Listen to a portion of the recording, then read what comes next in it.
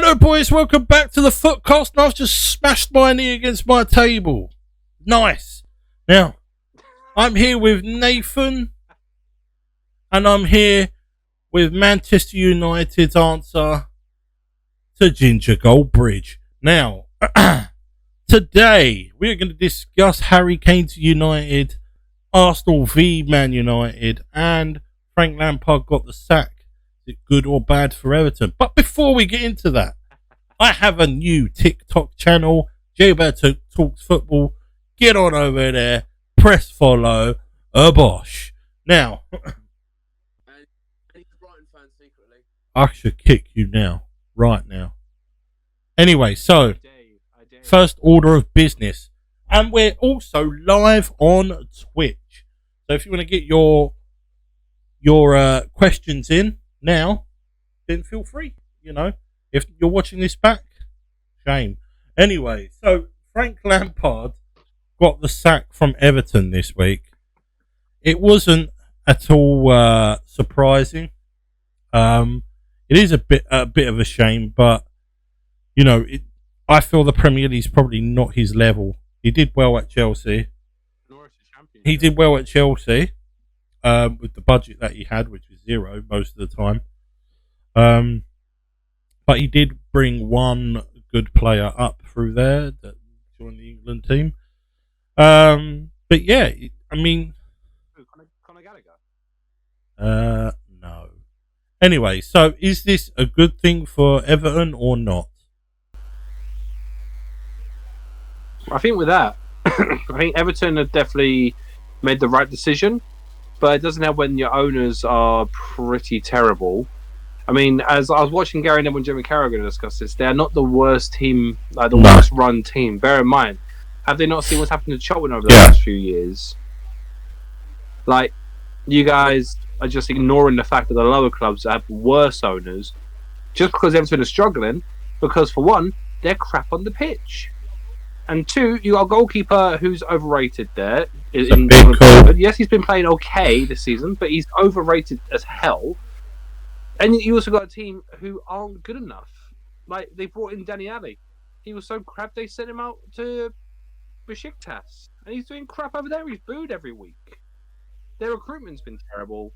Their back staff has, all in all, has been terrible. Lampard's manager has got no clue what he's doing. Sorry, Nathan, I know that's going to upset you because he's your boy. But it's true. He's terrible. He can't do it. Like, couldn't do it at Derby. He took over Derby and they finished in the exact same position where they finished in the previous season. So not much progress, not decline. So fair enough, he kept them to a steady same. Chelsea, yes, he did okay with a team that was quite good.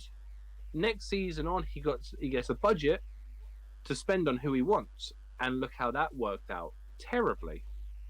Overall, they made the right decision. Everton needs to bring in a manager who can actually manage a team, not just someone who's a big name. Obviously, I do actually agree with a lot of things. Obviously, with Frank Lampard, it didn't work out. At the end of the day, with him, obviously, when he took the club, they were in a relegation battle anyway. They're still in that relegation battle this season, but they survived relegation. They sold their best striker and Richarlison to Tottenham for 60 million because of the financial fair play. At the end of the day, I'm probably laughing because he's gone to Tottenham. I think he's only scored one goal for Tottenham, and that was in the Champions League. He's got 0 Premier League goals in general. At the end of the day, Richarlison is a good player. He done well at Watford. He done well at Everton. He had a reasonable good World Cup. It's not really worked out at Tottenham so far yet, because obviously he's always on the bench to Harry Kane. Yeah. So obviously Conte would Harry Kane over Richarlison because of goals and experience and age and everything, obviously, with Harry Kane. And obviously with Lampard getting sacked, has it ruined his career? That's a question. Yes. And an answer that needs to be told down the time, whether he gets another manager job in the Premier League or if he needs to take time away. I think it's one thing that does make me laugh a little bit is he took away one of Chelsea's backroom staff to be an assistant, who was one of his assistants at Chelsea. He took him to Everton, and now he's left the club, and so has Ashley Cole left the club. I know Ashley Cole's got an under-21s role with England as the assistant, England under 21. So Ashley Cole still has a job no matter what. But obviously, yeah, they've sold Richarlison. Anthony Gordon doesn't want to be there. Clearly, he's not really wanted to be there since the summer, since he's been linked with Chelsea in the summer, linked with Newcastle. And they're obviously talking Newcastle, having talked with Gordon because Gordon missed training on Tuesday. But in all honesty, if Everton did win on Saturday, we would be talking about David Moyes getting sacked instead of Frank Lampard. Because let's not forget, whoever won would have kept their job and whoever lost would have got sacked. I don't know about that. I think Yes. West Ham are in a crap situation, yes, but I think Moyes' job, because seeing what he can do as a manager with that team, like, yes, they're struggling, but I think Moyes has still time to turn it around when Lampard has proven he can just about get them to survive. Yeah. And on track record, he's not been the best of managers when it comes to looking at For me, career path. in his first season at Chelsea, I think he did do a good job considering the situation he was in. Mm-hmm. But he still had players that were still good enough. He had Giroud, he had Marcos Alonso, he had Kepa. He still had players that were experienced or there from the season before. And in he did do a reasonable job at Chelsea. But when he got to the second season, he got spent about something like 240 million. And let's be honest, I have to be honest. All them players he brought in, they were his players. He wanted Ziyech, he got Ziyech. He wanted another striker, he got Werner. He wanted Kai Havertz. He wanted all the players he recruited. He wanted a new goalkeeper. He got Mendy. You can't sit there and say like Lampard wasn't backed at Chelsea in his second season. It just didn't work out in his second season. If anything, his stats in his first season were better than the second season. But because Lampard's good as a name value, but tactically, he's not there. I mean, look at what happened when Thomas Tuchel took charge. Oh yeah, when Thomas Tuchel 6 months. Like, sorry to interrupt. There was 6 months difference between them both. Yeah, like when Lampard took the job, he did well. But then Lampard's first 6 months with his team, he was terrible. Thomas Tuchel took over, won the Champions League, and you guys looked great. Like, not great, but you know what I mean. At the end of the day, you can ask any football fan, like you can even ask someone like Chris from Man United for Ole Gunnar Solskjaer. You would love for it to have worked out as a manager because you love him as a player. I love Lampard as a player; he's my favourite footballer of all time. But as a manager, I wanted it to work out, but it didn't work out. But would you swap Chelsea's position now, where they won the Champions League, won the Super Cup, won the Club World Cup? I wouldn't swap that right now because I'd rather have that right now. I'd rather have trophies where Lampard didn't win trophies when Lampard left, when he got sacked. Chelsea were ninth. Chelsea were not getting top four. Tuchel comes in, top fourth place, Champions League, Super Cup after, then the Club World Cup after. For me, I'd rather have that than just finish ninth and spend 240 million every year. So, in the long run, I would love to have worked out. I.e., Chris would love it to work out for Ollie, but it didn't work out. So, long run, yes, but in terms of the plan now, no. So, Man United getting Solskjaer, one of the best decisions they would ever have to made.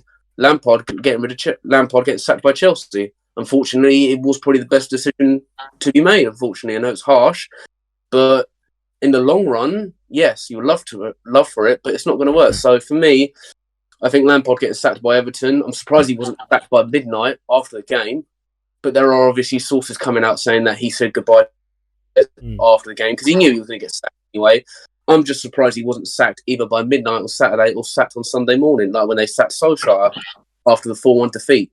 Got sacked Sunday morning, so I'm surprised Lampard still had a job by Monday, to be honest, and that's honestly true. I'm back. Sorry, my there we internet go. went down then. Take two. Oh, that's for me, I think whoever did lose on Saturday, if West Ham had lost, we talk about more than Lampard. That's what I think.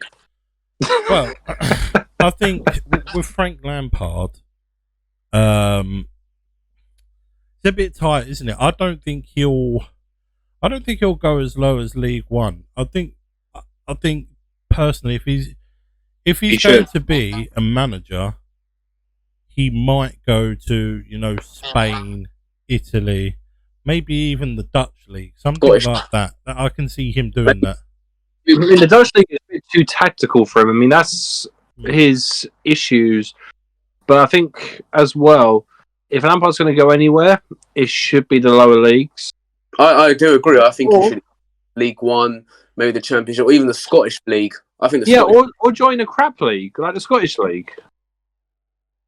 We do not condone what Chris has just said, by the way. So we call the French league a farmers' league. What's the Scottish league? We all know Lampard will take another manager's job, whether that's UK or somewhere abroad. No one knows, but let's face it, he will get another job because when Celtic were looking for a manager, he was actually on the short Celtic job. So yeah, but everyone's on the short list for the Celtic job. I mean, look what happened to Celtic's famous manager, Neil Lennon. Yeah. Absolutely held as a hero over there. Comes over here for Bolton and is awful. Yeah. I don't know. Like, let's be honest. Actually, we Lampard have was linked with an Everton fan in the chat. Toffee, are you still there? I don't think he is. Because my internet cut out. So, but if he's still there, he's still there. If not, then he's not. Personally, myself, like there was a time where Lampard was linked with the Celtic job and the England under-21s job. So he'll always be linked with a job in the UK or somewhere abroad. He'll always be on a candidate or shortlist. But for now, I think he just needs to take time away and become a pundit and just have a breather because it's been a rough 3-4 years for Frank in terms of being a manager. I mean, he didn't do too bad at Derby. Let's not forget he did go on a tremendous run with Derby. He took over at Derby when they were basically in the crap. And, you know, he got them up to the playoffs.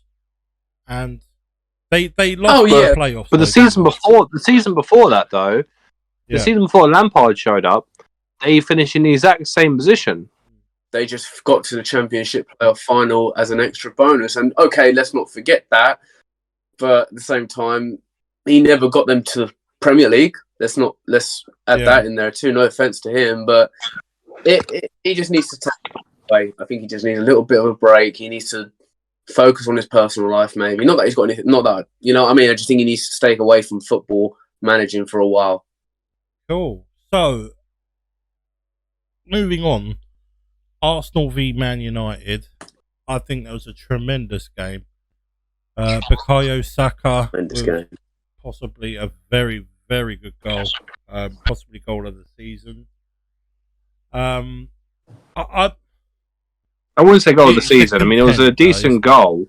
I'll say goal. It's nowhere near a contender. It's De Gea's fault for not watching the ball anyway, but, you know. I mean, if any goal should be a contender out of that game, it's got to be Rashford's one. Rashford's one was good. I think the way that ball swung out and went back in. Yeah, I think for me I think Rashford's goal will be for candidate for goal of the season, but Rashford and Saka's goal will probably be for candidate for goal of the month. Saka for goal of the month, definitely. So, but yeah, sorry, carry on. You know, I think it was an entertaining game, and it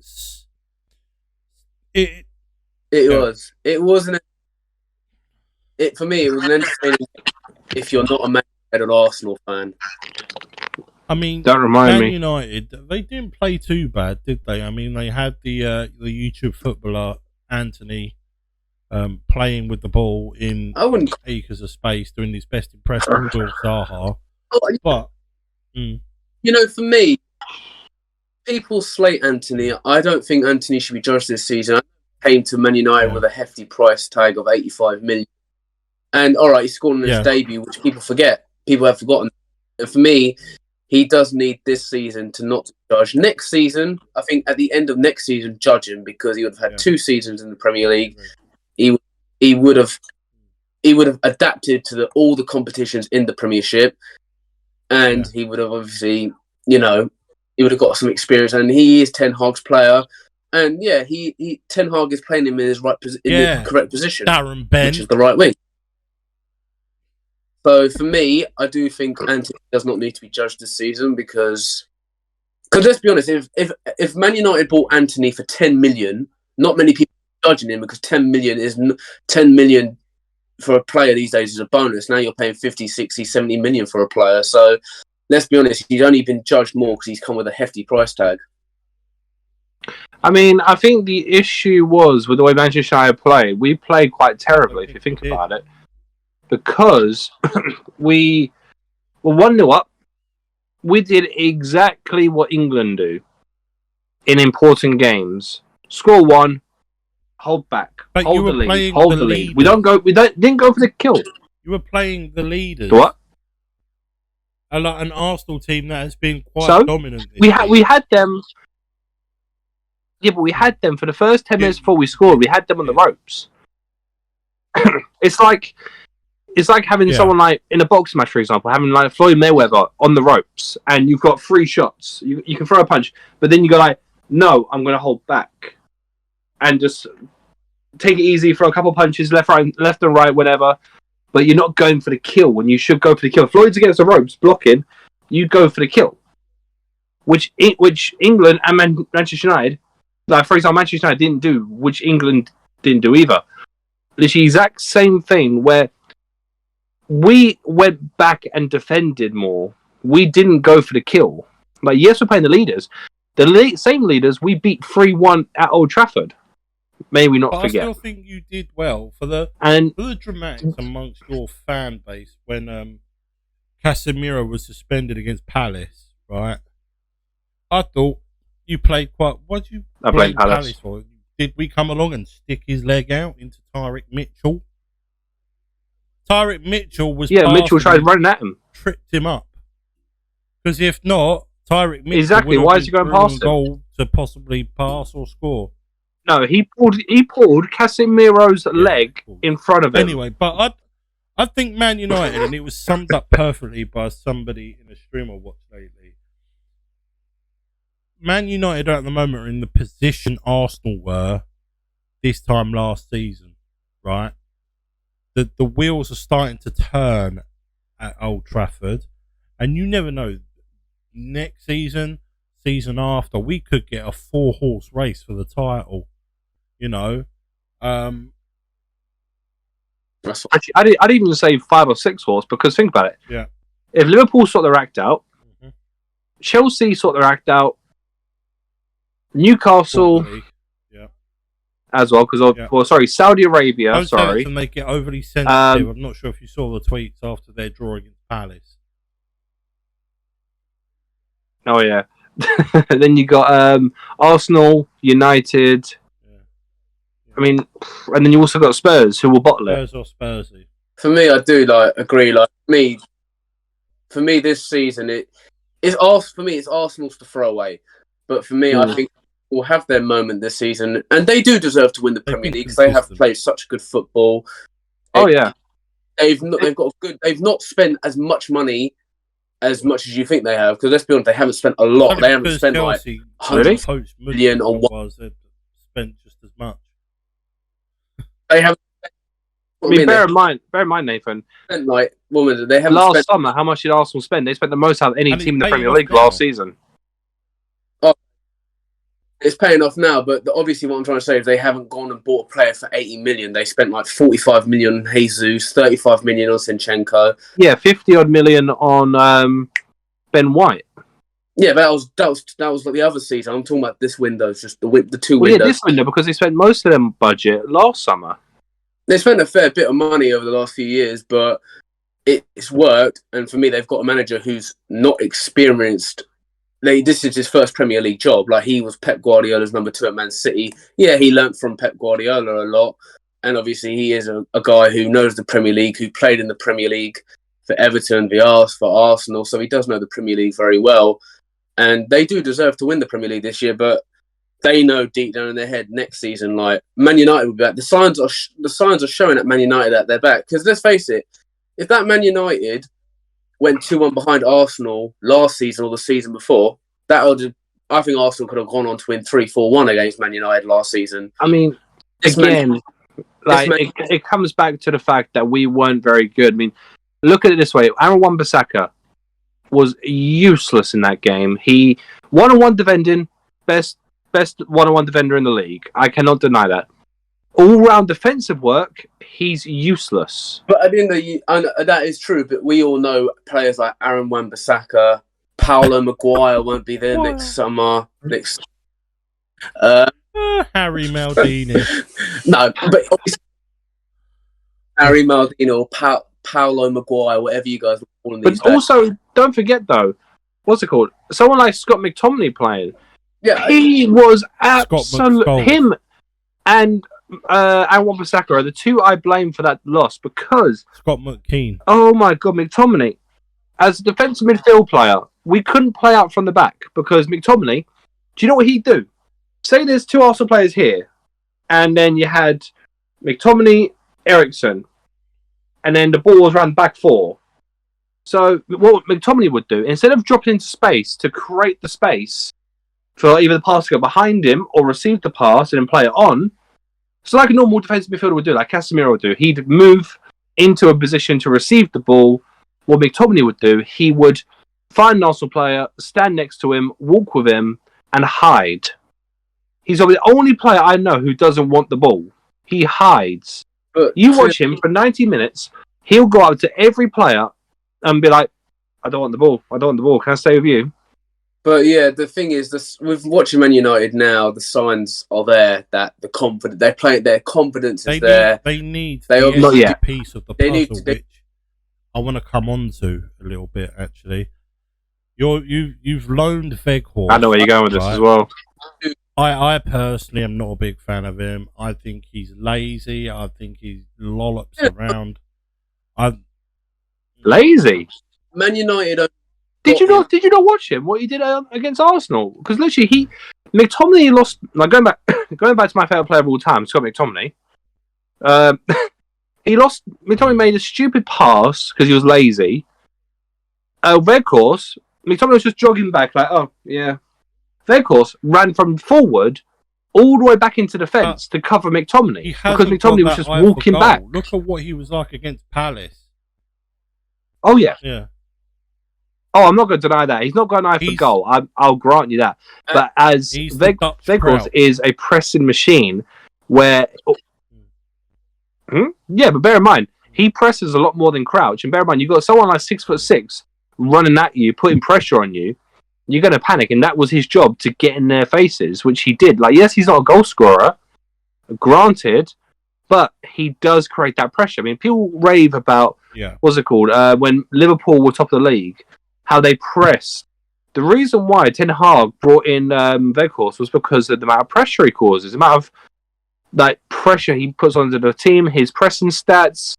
Usually he's got to be the best off the ball at pressing forward. Usually his own team, he's putting on pressure at times. No, that's McTominay. He's one of the best players in that team that is a menace. He's just a menace. Basically, will get it, will cause pressure, but obviously someone else will come and score the goal. So that's what Man United do need. He won't be there come next season. I'll be very surprised if Man United even buy him. There's talks of Griezmann coming in the summer. There's talks of Griezmann apparently. Oh no! I mean, Griezmann's already proven he can't handle the big pressure of the bigger teams like Barcelona. For me, I think Man United do need to still get rid of some players. They need to bring in some players. But the thing is, Man United need to be bought first because they're not even been bought yet. I know it's dragging out like Phil Jones. McTominay can be sold. I can see him going to Aston Villa or something like that. Fuck off. McTominay. He's a Brighton player at most. To be fair, they do need to keep. Or a Palace player. They do need to keep players. The one player they do need to keep is Fred because he is their he's the Brazilian he's the Brazilian Paul Scholes. Oh, but let's move on. Wait, no, hold on. Nathan, when I next see you, I'm gonna slap you on your fucking forehead. How dare you insult Paul Scholes like that? I wanted to say that because I know you react to it because you should know I'm being sarcastic when I call Harry Maguire Harry Maldini. Oh no, that's fine. You can call Harry Maguire what you want, but do not mention Paul Scholes' name with Fred's. All right, Fred is the Brazilian Roy Keane. Better? Even worse. How dare you say such things, sir? I slap you. Right side, left side. Staying on subject. Good reaction. Something that came out yesterday, was it? Is that Man United are heavily linked with a move for Harry Kane. Now, it's been said that Harry Kane, if he's going to win anything, he'd probably need to go to Man United. Chris, what's your opinion?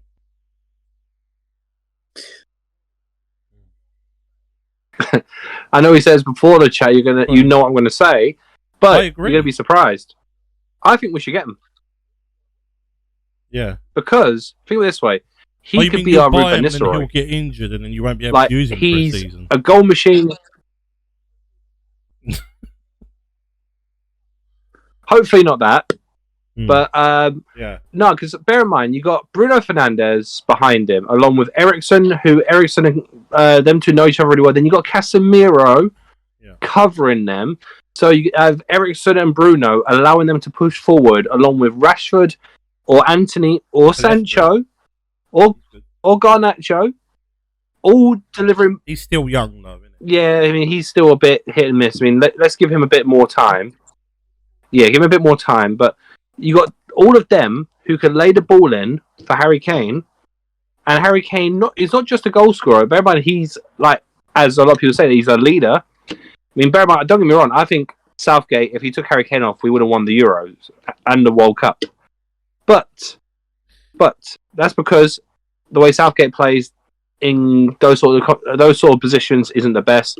But regardless of that, I think Ten Hag, if Harry Kane goes to us. So a manager like Ten Hag who can bring the best out of the player, I think it's the perfect move for him. But it's a great move for him.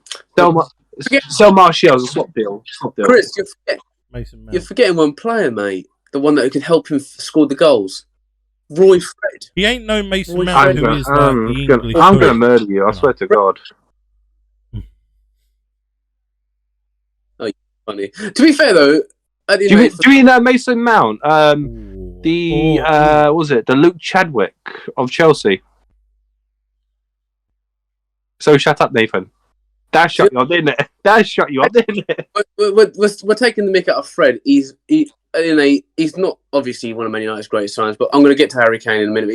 He's not, but when he's come on, like he's actually done. He done all right in the Manchester derby. Fred, when he came on, he done his bit, and he's just going to be 10 minutes. That's the amount of time he should be getting because he's crap. But then at the end of the day, he'll be gone. I reckon he'll be gone in the summer as well. But I hope he is. For Harry Kane, I think he would be good for Man United because he's 29 now. I think he'll be 30 soon, and he's not going to win anything at Spurs because at the end of the day, Spurs haven't won a trophy since 2008. So let's not forget that. And to be honest, in my honest opinion, speaking of Spurs quickly. Conte won't be there at the end of the season. He'll be gone by the season. I think adding the 100 million for a 29-year-old, I think is a lot of money. Yeah, I don't think it's going to be that much because his contract ends the next season. I think, and they're going to want to get some money for him. But United would be stupid to pay 100 million for Harry Kane. Bear in mind, he's going to be 30.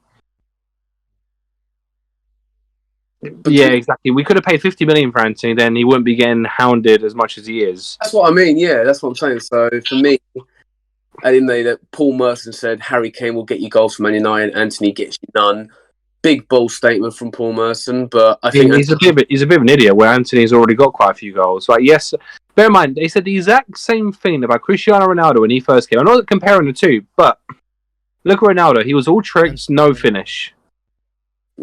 Exact same thing with Anthony. He just needs the right coaching, which I think he's got with Ten Hag. So Ten Hag, I hope Ten Hag and his backroom stuff. I'm hoping I can kick him up the backside, be like, "Stop! This is what you need to do. Do this. Boom, boom, boom." Hopefully, the likes of Casemiro and Bruno Fernandes and Eriksen could be like, "What the fuck are you doing? Yeah, do this. It's simpler." I do, yeah. But for me, I think Harry Kane would be a good signing for them. I think that would be Man United's marquee signing if they were to sign him. That would be their biggest signing of the summer. Yeah. They'll bring in other players, obviously, but they'll be young players from probably from the Dutch league. I might be wrong, but he's good. He'll bring. I wouldn't say no to Urian Timber as well. But I think he will have to. He will turn to the academy as well, Ten Hag. But I do think Kane will be a good signing. But obviously, they're not just linked with Kane; they are linked with Griezmann as well. Let's not forget. I think that's more like speculation. I don't think that's facts. Not just speculation. If you're we get Griezmann in, that's going to be no end of issues. I mean, it's the same sort of thing as like we were linked to bloody Rabiot. It's going to cause more drama than it is anything else. Bear in mind, Griezmann. I mean, he's a good signing to get if you want shirt sales. So yeah, the Glazers probably will sign him. But then it depends. It depends. Number 7 shirt's free as well. It depends what Ten Hag wants. It depends what the board want, but they still have to be bought, so they haven't been bought yet. So, but it just all depends. And to Man United, what Man United fans think. Do they want someone like Harry Kane? Do they want Griezmann? Because I think Griezmann's a few years younger. Not that age matters, but no, they're about the same age. Oh, they're about the same age. You know, Griezmann's a World Cup winner. Let's not forget that he's won the World Cup with France. He was on the bench. He still won the World Cup and stuff. He still has experience as a World Cup winner. But yeah, it depends on Man United and who they. Just because you win the World Cup doesn't mean you're very good. I mean, a Brighton player has won the World Cup. But that pains Jason to hear that. He definitely improves Brighton, right? But he's overrated. You look at all of the Argentine World Cup winners since the World Cup in the Premier League, they have been poop. McAllister's been crap. Christian Romero's been awful. Martinez has been. He tried. Well, Martinez. There was a clip of him and Zaha before the World Cup having a go at each other. He scored when we beat Aston Villa. But yeah, Martinez hasn't been that good, you know. And Emi Martinez. Which Martinez? I mean, you know, the Butcher Martinez. He's been quite good. Right, okay. He's been pretty good since the World Cup. And do you know what? Another player that he's proved so many people wrong. It's unreal. Kept form, and that's Marcus Rashford. Honestly, Rashford and Saka since the World Cup have been absolutely amazing. And Jude Bellingham. That's what I mean. The thing is, Rashford can't play a striker. He can only play wing, which is a shame because if Rashford can play a striker, Harry Kane will be on the bench week in, week out for England. No, but that's where it ties in. Think of it this way: how good do Manchester United look now for England in the future-wise? I mean, look at it this way: for the next tournament, you're going to have Luke Shaw, Rashford, Sancho, Kane, Paulo Maguire. You have to. Let's not talk about that piece of crap. Yes, because he has 4 other defenders because they play 5 at the back to cover for him being so crap. They had 3 with 2 fullbacks, so it makes a 5.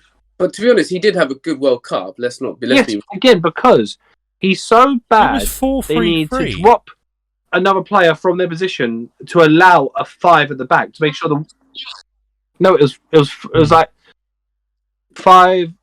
I know they had 5, including the wing backs. So you had 3 at the back with the 2 wing backs who would have to cover for Harry Kane. For me, you said last season in a podcast at the beginning of this season, you said Harry Maguire does well in a back 3. You said it yourself. Maguire, Varane, yes, because they cover for his mistakes. Maguire, because he can't. That's a decent back 3.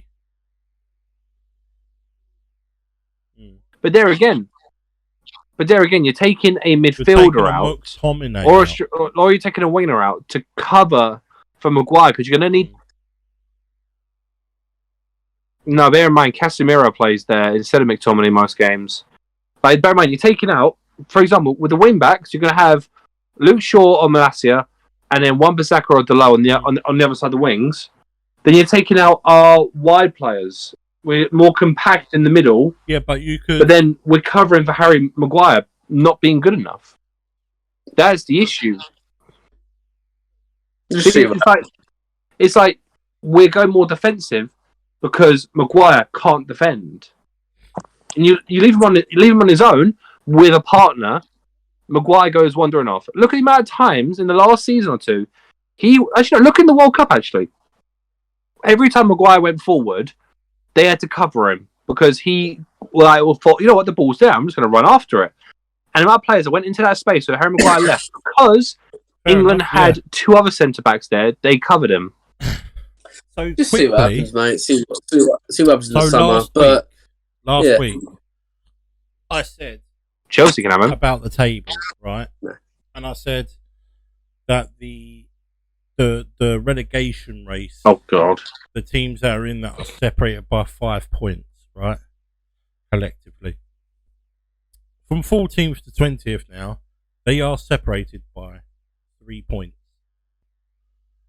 Leicester, Leeds, West Ham, Wolves, Bournemouth, Everton, Southampton.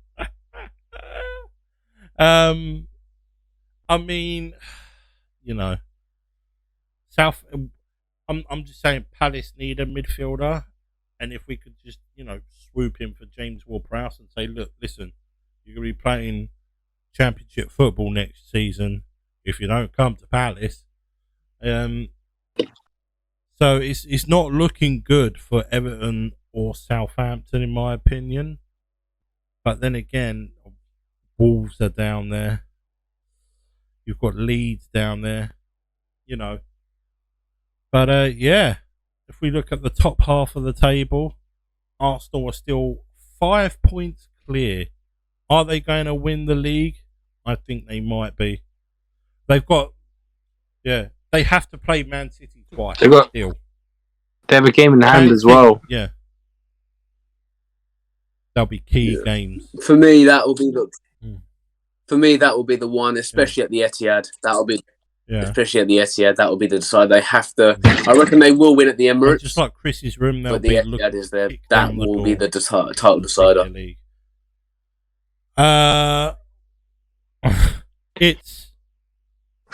It's don't play Ultimate Team, everyone. Separating or you end up like my brother. Man U and Spurs, and it's, you know, Brighton, Fulham, and Brentford, and Liverpool and Chelsea are separated by 2 points. And in sort of like a purgatory in the middle, you've got Aston Villa and Palace. I mean, if Palace or Aston Villa decided to go on a run, there would be like a 6-team scramble for the last Europa League place and the Europa Conference place. That would be. I mean, Brentford are doing quite well. They've not lost in the last 6 games. Yeah. So, who else is doing quite well in the table in the top half Chelsea. In blue and white? They've got. They're mainly blue, but the blue and white stripe team. Huh? The team that you're a big fan of. I'm not afraid to say that, but I'm telling you this now. The team that you're a big fan of. Right?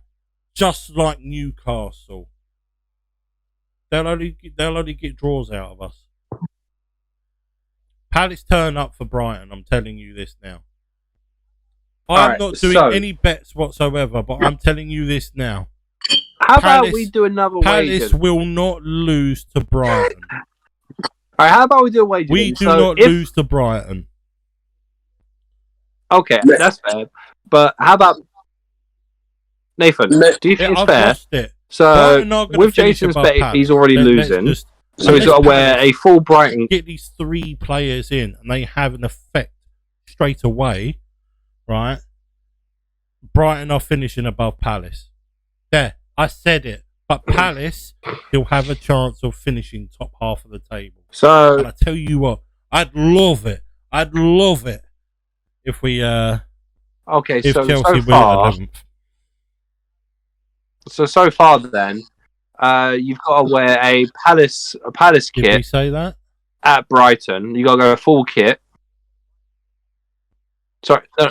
Sorry, no, you got to wear. Yeah, we did. It was you got to wear a Brighton kit outside Selhurst, not on a match day. Around that area,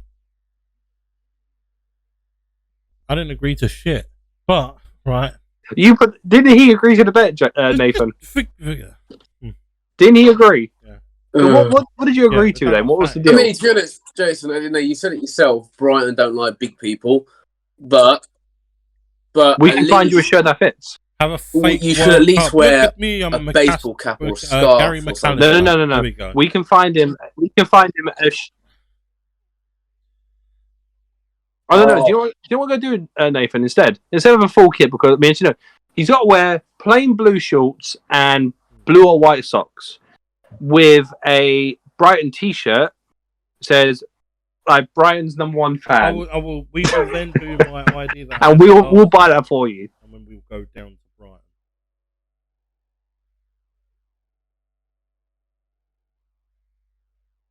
There is no bet because I'm going to increase the bet. So if they won't, if Brighton finish in a European spot, they won't. If they do, let me tell you this: Arsenal and Liverpool are too good to finish below Brighton, Brentford, and all that jazz. I know it's still Europe, but there's the conference. That's still Europe. Be 6th and 7th, you wally. That counts. Yeah, exactly. So Brighton won't finish there, will they? Exactly where Brighton are right now.